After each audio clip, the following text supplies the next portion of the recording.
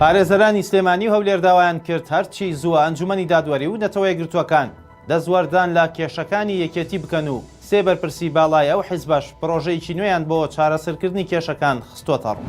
سەرکردەیەکی باڵای داعش لە هەولێر دەستگیر کرا.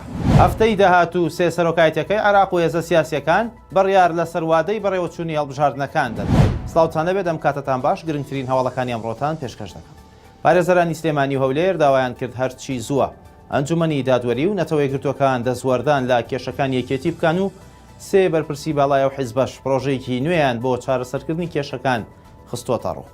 لە یەک کاتدا ژمارێک لە پارێزەرانی سلێمانی و هەولێر لەسەر دۆخی نێوخۆیی یەکێتی نیشتیمانی کوردستان گرت بوونەوە و یاداشتی ناڕازاییان ئاراستەی داواکاری گشتی و ئەنجومەنی دادوەری و کۆمەڵگای نێودەوڵەتیش کرد کە هەرچی زووە دەستوەردان لە کێشەکان یەکێتی بکەن و دۆخی سلێمانی ئاسایی بکەنەوە.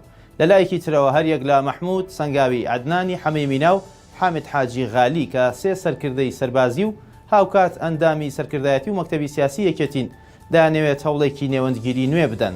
پرۆژەیەکی نوێشیان بۆ چارەسەر پێ و سەردانی لاهور شێخ جەنگیان کردو و چاوەڕێ دەکرێت سەردانی بافڵ تاڵەبانیش بکەن.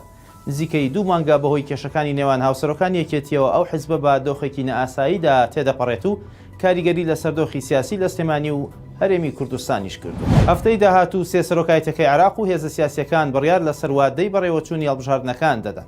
ڕەحیم عەبوودی سەرکردەی ڕەوتی حیکمە ڕایگەیاندووە ڕۆژی یەکشەمەی داهاتوو سێ سەرۆکایەتیەکە و هێزە سیاسیەکان کۆ دەبنەوە بە مەبەستی گفتوگۆکردن لەسەر بڕیاری کۆتایی لەبارەی بەڕێوەچوونی هەڵبژاردنەکان عێراق لە وادەی خۆیدا. بە وتەی عەبوودی کۆبوونەوەکە لە کۆشکی سەرۆکایەتی ئەنجام دەدرێت و تایدا سەرۆکی سەرجەم کوتلەسیەکان بەشدار دەبن. هاوکات سێ سەرۆکایەتێکە سوورن لەسەرەوەی هەڵبژاردننی عێراق لە وادەی خۆیدا بەڕێوە بچێت.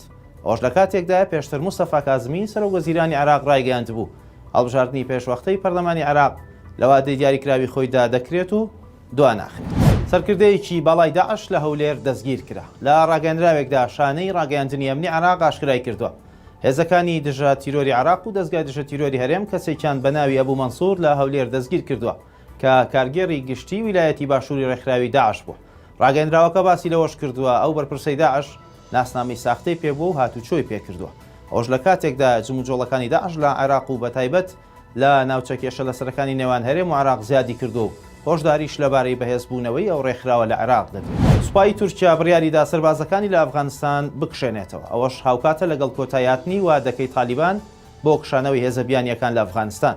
خەلوسی ئاکار وەزیری بەرگری تورکیا لەو بارەیەوە ڕایگەیاندووە هەرچەندە بارودۆخی ئەفغانستان نائاساییە بەڵام هێزەکانیان دەگوازنەوە بۆ وڵاتەکەیان. هاوکات ئاژانسی ئانادۆڵی تورکیا ئەمڕۆ پێنجشەمە بڵاوی کردوێتەوە سوپای تورکیا دەستی کردو بە کشانەوەی لە خاکی ئەفغانستان.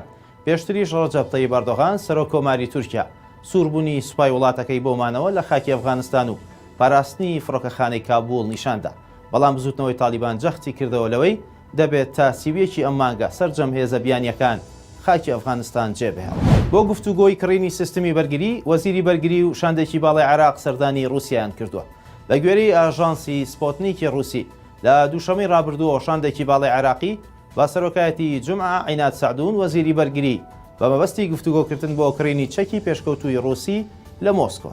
ئەحمەد شەریف پسپۆڕی سەربازی و استراتیژی عێراقی بە ئاژانسە رووسیەکەی ڕاگەیاندووە شاندە عێراقیەکە گفتوگۆ لەبارەی پێشخستنی تواناجەنگیەکانی سوپای عێراق دەکەن بە تایبەتی کڕینی سیستمی بەرگری ئاسمانی و ڕاداری پێشکەوتوو. شەریف ئاماژەی بەوەش کردو عێراق پێویستی زۆری بە کڕینی سیستمی بەرگری ئاسمانی و ڕاداری و سیستمی ئاگادارکردنەوەی پێشوەختە هەیە بە تایبەت لە دوای کشانەوەی هێزە سەربازیەکانی ئەمریکا لە کۆتایی ئەم ساڵ. خواتان لەگەڵ.